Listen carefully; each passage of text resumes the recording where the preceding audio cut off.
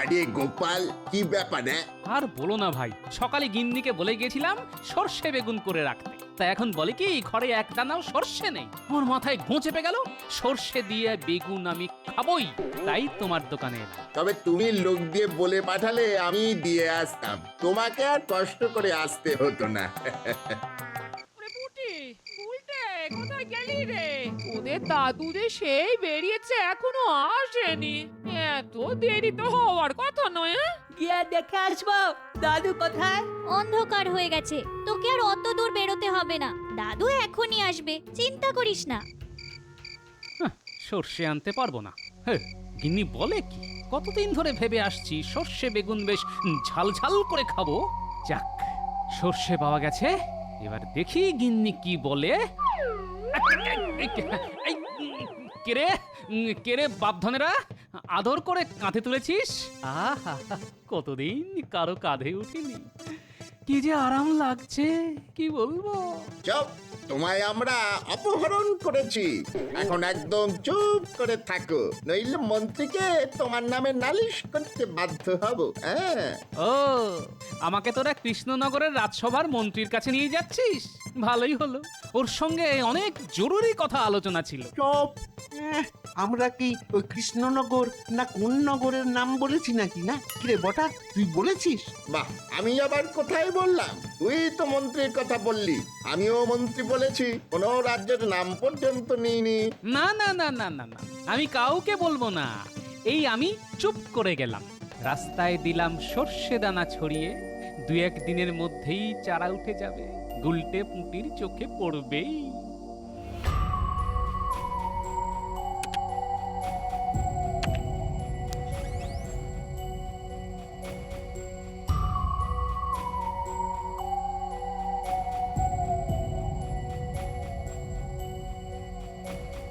এই এই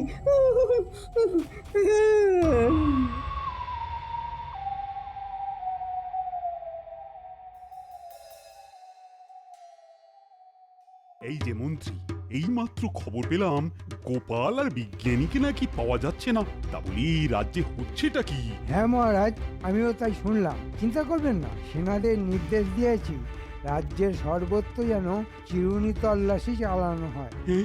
এত উন্নত মানের একজন বিজ্ঞানীকে কেউ হাওয়া করে দিল, এটা তো আমি ভাবতেই পারি না।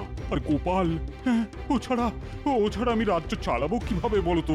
এটা আপনি ঠিকই বলেছেন, তবে চিন্তা করবেন না মহারাজ, আমাদের বিজ্ঞানীর চাইতেও বড় বিজ্ঞানী আমার হাতে আছে। খাম্বাজ রাজ্য থেকে তাকে তুলে নিয়ে আসবো, সে আগ্রহে প্রজাদের সেবা করবে। আর গোপালের কি হবে?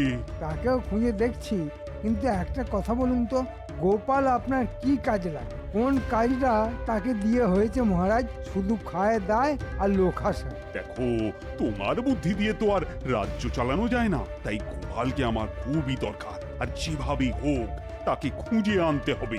যথাজ্ঞা মহারাজ। বেশ ভালো আছি না বিজ্ঞানী, শুধু ঘুমাচ্ছি আর বিশ্রাম নিচ্ছি। কি ভালো সময় কাটাচ্ছি বলুন তো। তোমার কই কোনো চিন্তাই হচ্ছে না?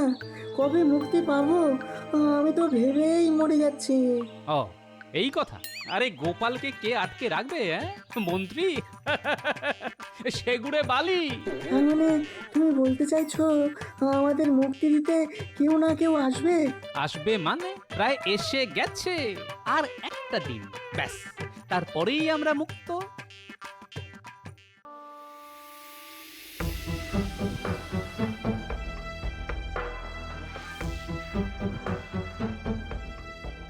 কোথায় কোথায় গোপাল, কোথায় বিজ্ঞানী? ও মন্ত্রী, তোমার উপর তো আর আস্থা রাখতে পারছি না। আমি আর কি করব মহারাজ, সৈন্যরা তো তন্ন তন্ন করে সমস্ত বাড়ি, রাস্তা, জঙ্গল খুঁজে দেখেছে। যদি না পাওয়া যায় তাতে তো আর রাজকার্য থেমে থাকবে না। আপনি আদেশ দিলে আমি এক মহান বিজ্ঞানীকে আপনার সামনে নিয়ে আসতে পারি।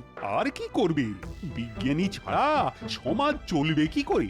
জ্ঞান বিজ্ঞানের প্রসারের সঙ্গে সঙ্গে মানুষের উপকারে আসতে পারে এমন আবিষ্কারটা করবে কে? নিয়ে এসো তাকে, দেখি সে কত বড় বিজ্ঞানী। আজ এতদিন হয়ে গেল মানুষটা ফিরলো না। বেঁচে আছে কিনা কে জানে। ওর মতো লোককে কে মেরে ফেলবে? ওগো, তুমি কোথায় গেলে গো? কেন যে সর্ষে নিয়ে এতগুলো কথা বলতে গেলাম? মানুষটা বড্ড একগুঁয়ে। আরে বাবা, আমি কে বলেছিলাম যে রেঁধে দেব না?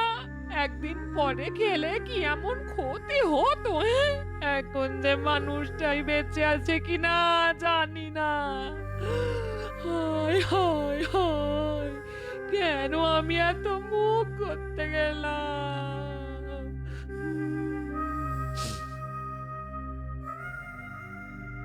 কি রে, কোনো খোঁজ পাওয়া গেল? এখনো যায়নি। তবে তুমি চিন্তা করছো কেন? দাদুকে লুকিয়ে রাখতে পারে এমন কোনো শক্তি নেই। ওগো, তুমি সন্ধেবেলা তেলির দোকানে সর্ষে আনতে গিয়ে কোথায় উধাও হয়ে গেলে? দিদা, ও দিদা, অত ভেঙে পড়লে তো চলবে না। আমরা তেলি কাকাকে জিজ্ঞেস করেছিলাম। কাকা বলেছেন সর্ষে কিনে দাদু বেরিয়ে যাওয়ার পর থেকেই তাকে আর পাওয়া যাচ্ছে না। তার মানে দাদুর কাছে সর্ষে ছিল, তাই তো রে পুটি? হ্যাঁ, সর্ষে আর কোথায় যাবে? দাদুর কাছেই ছিল।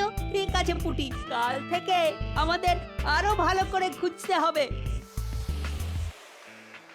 বিজ্ঞানী মশাই, আপনাকে এখানে মুখ দেখাতে নিয়ে আসিনি। রাজ্য একেবারে ছাড়খাড় করে দিতে হবে। মহামারী ও মরকে প্রজাদের জীবন অতিষ্ঠ করে দিতে হবে। খাম্বাজ রাজকে আমি সেরকমই কথা দিয়ে এসেছি। আপনি আপনার কাজ ঠিকঠাক করলে খাম্বাজ রাজ্যের সুবিধা হবে। এই রাজ্য খাম্বাজ রাজ্যের সুবিধা হবে এই রাজ্য অধিকার করতে। ও আপনি চিন্তা করবেন না, আগে এই মানুষকে অসুস্থ করে দিতে হবে, তারপর শুরু হবে আমাদের খেল। মহারাজ যত দুর্বল হয়ে পড়বে, রাজ্যে যত প্রজা বিক্ষোভ হবে, তত খাম্বাজ রাজের এই রাজ্য কেড়ে নিতে সুবিধা হবে। ঠিক ঠিক, তখন আমি খাম্বাজ রাজের কাছ থেকে এই রাজ্য ধার চেয়ে নেব, আর আমি হব আসল রাজা।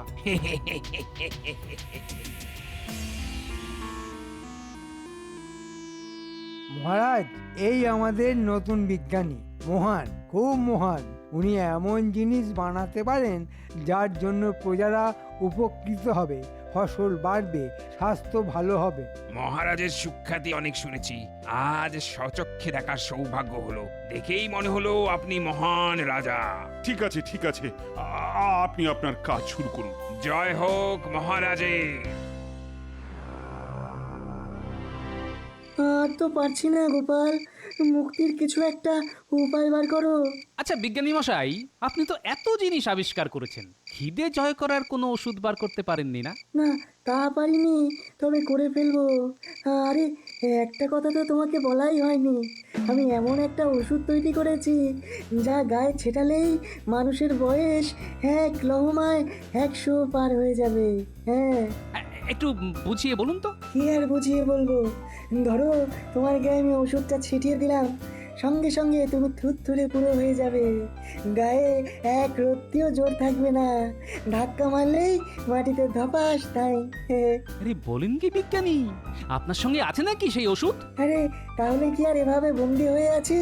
পাহারাদারদের বুড়ো বানিয়ে দিতাম এক লাথি, মেরে পাঠ করে দিতাম বেটাদের।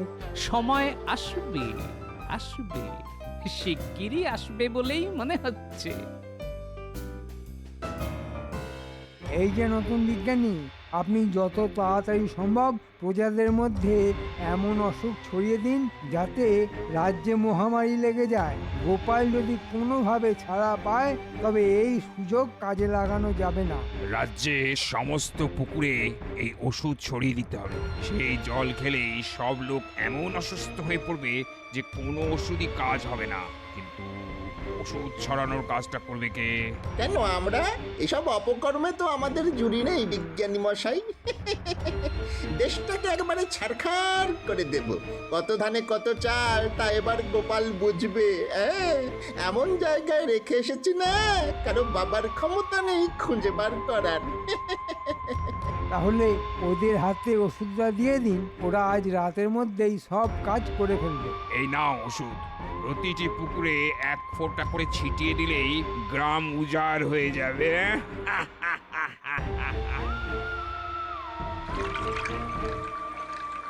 তুই ওদিকটা দেখ, আমি এই দিকটাতে দিচ্ছি। তুই আগে দিয়ে নে, তারপর আমি ওই দিকটাতে যাচ্ছি। আগে হ্যাঁ মহারাজ, মন্ত্রী লোক লাগিয়ে দিয়েছে। কাল রাত থেকেই সমস্ত পুকুরে বা জলাধারে ওষুধ প্রয়োগ করা হয়েছে। দেখবেন আজকের মধ্যেই লোকের স্বাস্থ্য কেমন ভালো হয়ে যায়। গোপালের কথা শুনে এতদিন তো প্রজাদের এক পয়সাও খাজনা বাড়তে দেননি, এবার তো না বাড়ালে হবে না মহারাজ। আমাদের নতুন বিজ্ঞানী যখন এসেই গেছেন তখন প্রজাদের সুখ স্বাচ্ছন্দ্য বাড়বে, কিন্তু বিজ্ঞান চর্চায় তো খরচও প্রচুর। সে টাকা কোথা থেকে আসবে মহারাজ? প্রজারা সুখে থাকবে আর রাজার হাল খারাপ হবে, তা তো হতে পারে না। বাড়ানো কি উচিত হবে, বিশেষ করে এই মুহূর্তে, মানে যখন গোপাল নেই। গোপাল গোপাল করে তো আপনি নিজের রাজ্যের হাল খারাপ করে ফেলেছেন। রাজার সম্পদ না বাড়লে প্রজারা সুখে থাকবে কি করে? হ্যাঁ মানে ঠিকই বলেছ তুমি, তবে সেনারা তো এখনো চেষ্টা করছে গোপাল আর বিজ্ঞানীকে খুঁজে আনতে। তাদেরকে একটু সময় দিই। আমিও তো কম খুঁজিনি মহারাজ, পেলাম না তো। আর আমি যদি না পাই তবে ভগবানেরও সাধ্য হবে না খুঁজে আনতে। কবে গোপাল আসবে তার জন্য বসে না থেকে আপনি এক্ষুনি খাজনা বাড়ানোর কথা ঘোষণা করে দিন। জলে কেমন যেন গন্ধ গন্ধ পাচ্ছি, খাওয়া যাবে তো? এতদিন ধরে খাচ্ছি, কই কিছু তো হয়নি। দাঁড়া, আমি খেয়ে দেখি গন্ধ আছে কিনা। দাঁড়া দাঁড়া,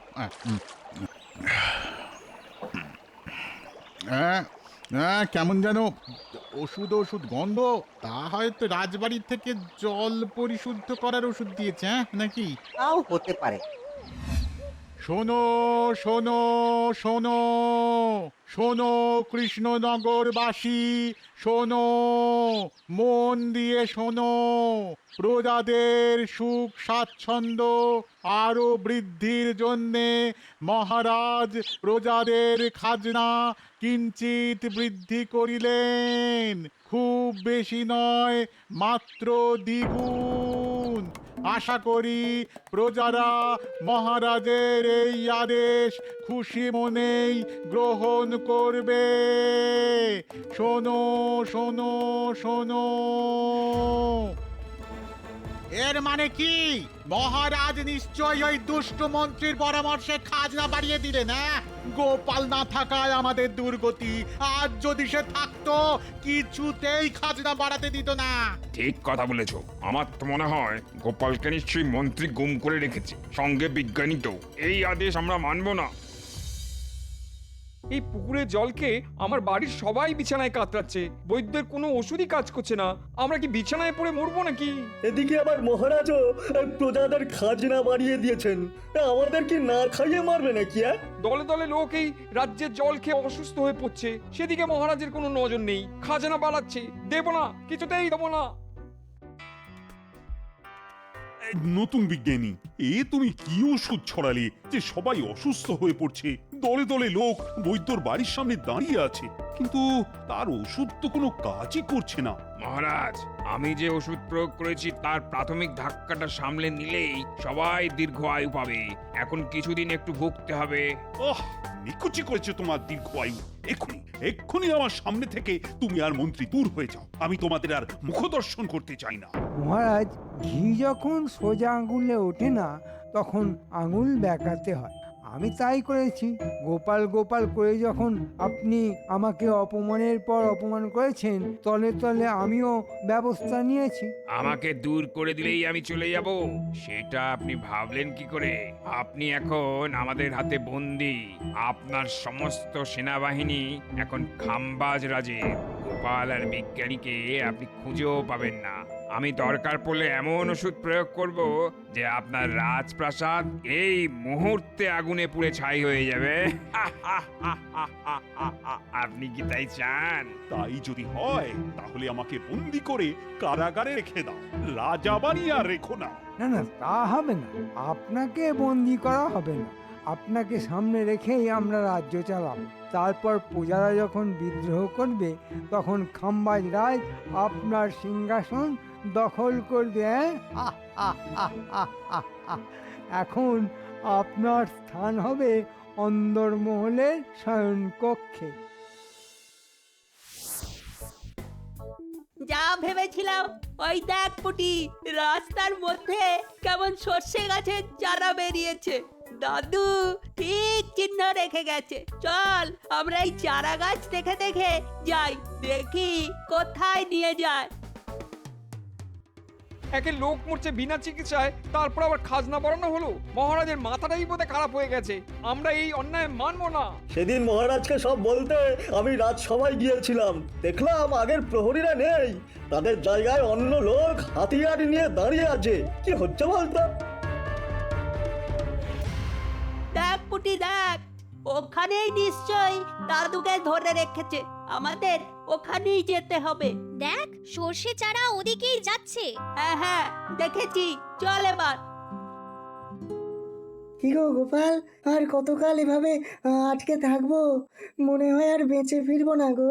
এসে গেছে, এই এলো বলে। সময় গুনে দেখেছি ওদের আসার সময় হয়ে গেছে। এসে গেছে বিজ্ঞানী, আমার খুদে বাহিনী এসে গেছে। দাদু আমরা এসে গেছি।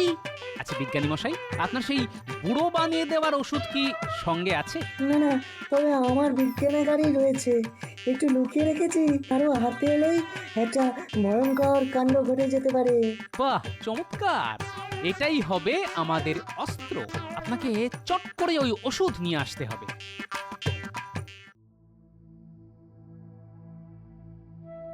এইভাবে ওরা আমায় বন্দি করে ফেললো। গোপাল গোপাল থাকলে পারতো এটা। আজ গোপাল নেই, তাই এভাবেই আমায় মরতে হবে। এই ভগবান, ভগবান তুমি এত কেন নিষ্ঠুর? আমি কি অপরাধ করেছি? আপনি গোপালের উপর ভরসা রাখুন, ও কিন্তু বেঁচে আছে। ঠিক সময় মতো ও আসবে, আপনি নিশ্চিন্তে থাকতে পারেন মহারাজ। মহারাজ দাদু এসে গেছে, বাগানে লুকিয়ে আছে, সঙ্গে বিজ্ঞানীও আছে। গোপাল এসে গেছে, কি আনন্দের সময়। রানী, ও রানী, তুমি ঠিকই বলেছিলে, গোপাল এসে গেছে। মহারাজ আমি আর পুটি আমরা ফাঁক ফোকর দিয়ে এসেছি, জানলা দিয়ে ঘরে ঢুকছি। কেউ এলে আমরাই তাকে সামলে নেব। বড় দরজা দিয়ে দাদু আর বিজ্ঞানীও আসছে, তাদের কাছেও অস্ত্র আছে। বলো কি, তোমরা চালাবে অস্ত্র? আর গোপালও? তো তোমরা পারবে? নিশ্চয়, এমন ওষুধ আছে যে 1000 প্রহরীকেও আমরা মুহূর্তের মধ্যে ঘায়েল করে দেব।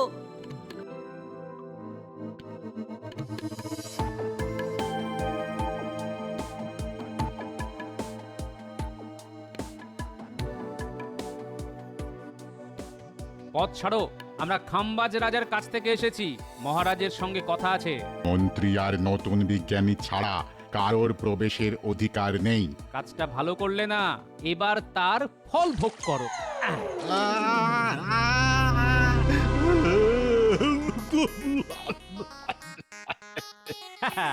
চলুন বিজ্ঞানী মশাই, এবার আমাদের ছুটতে হবে।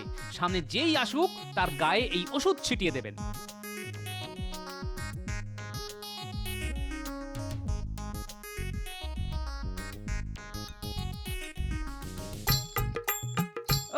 ধন্য ওষুধ বার করেছেন বিজ্ঞানী মশাই, কি ভেলকি দেখছি। এর উল্টোটাও আছে, তবে তাড়াহুড়োর মাথায় আনিনি। এখন সেটার কথা ভুলে যান, পরে দেখা যাবে। তাড়াতাড়ি মন্ত্রী আর নতুন বিজ্ঞানীর বাড়ি যেতে হবে। সবাই চলুন, রাজবাড়ি এখন প্রহরী মুক্ত। ভাগ্যিস তুমি ফিরে এলে। আমাকে নয় মহারাজ, বিজ্ঞানী আর আমার খুদে বাহিনীকে ধন্যবাদ দিন। ওরা না থাকলে আমার কোনো বুদ্ধিই কাজে লাগতো না। দিলাম তো সব কাজ করে, এবার আমার পুরস্কারটা দিন। পুরস্কার? কিসের কথা বলছেন? আমাকে সিংহাসন না দিলে আমি কিন্তু সব ফাঁস করে দেব। কি মন্ত্রী মশাই, ভেবেছিলেন গোপাল আর ফিরবে না? তা কি হয়? আমি শুধু ফিরিনি, আপনার জন্য উপহারও নিয়ে এসেছি। এই নিন।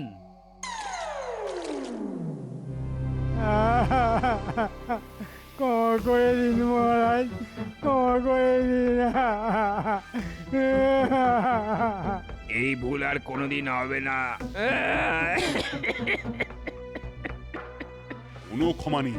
বিজ্ঞানী, তুমি নিজেই দুষ্ট বিজ্ঞানীর গায়ে তোমার ওষুধ, আরো ওষুধ প্রয়োগ করো। শয়তানকে শাস্তি দাও। আসার সময় আমি গুলটে পুঁটির কাছে শুনলাম পুকুরে ওষুধ মিশিয়ে লোকজনকে এই শয়তান মন্ত্রীর পোষ্য বিজ্ঞানী আমাদের প্রজাদের অসুস্থ করেছে। যারা এই ওষুধ দিয়ে মানুষ মারতে পারে তাদের এই শাস্তি দরকার। জয় মহারাজ কৃষ্ণচন্দ্রের জয়। আমি বলেছিলাম না মহারাজ, গোপাল আপনার বিপদে ঠিক হাজির হবে। হলো তো। সত্যি গোপাল, তোমার কোনো জবাব নেই।